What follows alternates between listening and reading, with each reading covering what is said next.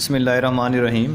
Class pre 9th lecture number 5 subject bio, date 10 April 2020।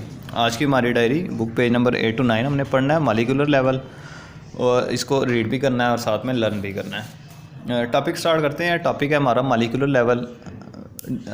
Main topic है हमारा organisation, level of organisation, यानी जानदारों की तंजीम के मुख्तलिफ लेवल्स को हमने पढ़ना है। जानदारों की बॉडी किन किन लेवल्स पर आकर बनी हुई है।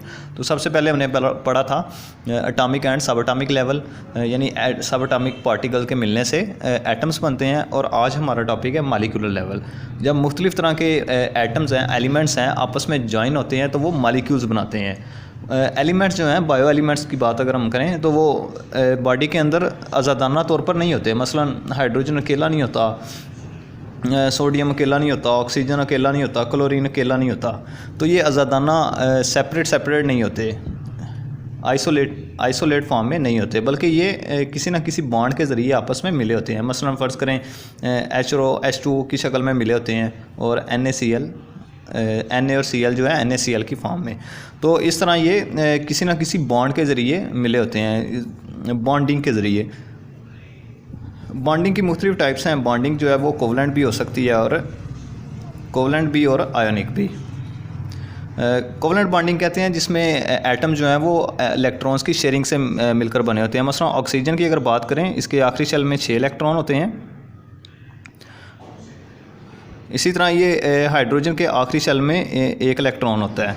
तो इस तरह ये 2 इलेक्ट्रॉन जो हैं वो आपस में जुड़ जाते हैं, शेयरिंग कर लेते हैं। इसको हम कहते हैं, शेयरिंग के बाद जो बॉन्ड बनता है इसको हम कहते हैं कोवलेंट बॉन्ड।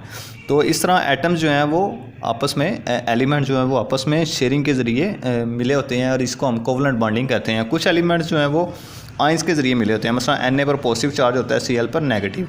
तो आयंस की जो अट्रैक्शन है, इसको बॉन्डिंग है, इसको हम कहते हैं आयनिक बॉन्डिंग।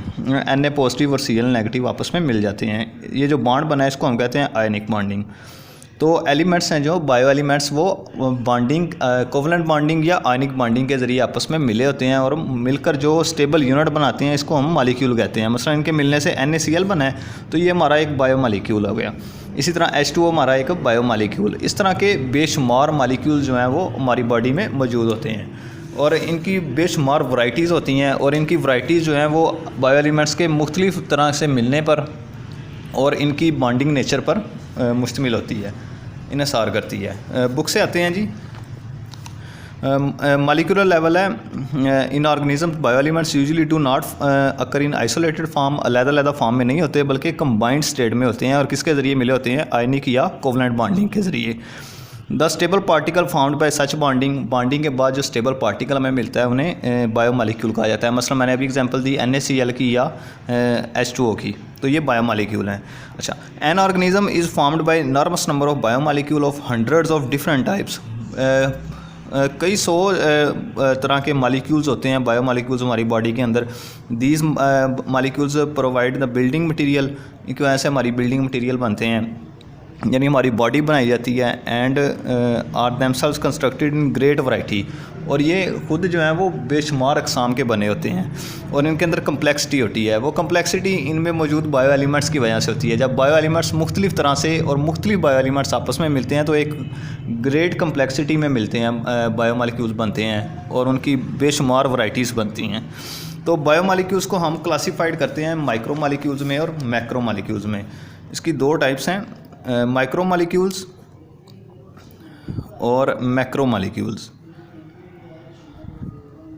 माइक्रो मॉलिक्यूल्स का मतलब होता है, माइक्रो का मतलब होता है लो या little.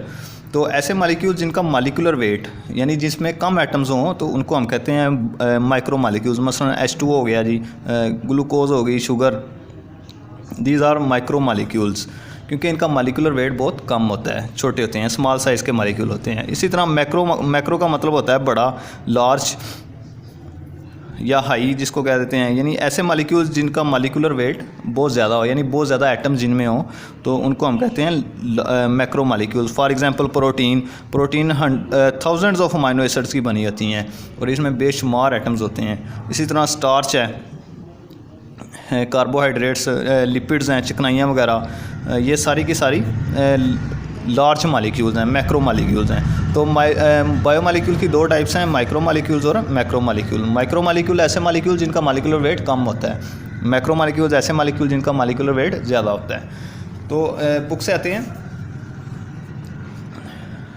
Micro molecules are with low molecular weight, जिनका मालिकुलर वेट कम होता है, मसलन ग्लूकोज, वाटर, कार्बन डाइऑक्साइड, बेशुमार इस तरह के होते हैं। और इस तरह macro molecules are with high molecular weight, जिनका मालिकुलर वेट बहुत ज़्यादा होता है, for example starch, protein and lipids. तो आज का टॉपिक यहाँ तक था जी। नेक्स्ट टॉपिक के लिए अल्लाह हाफिज़।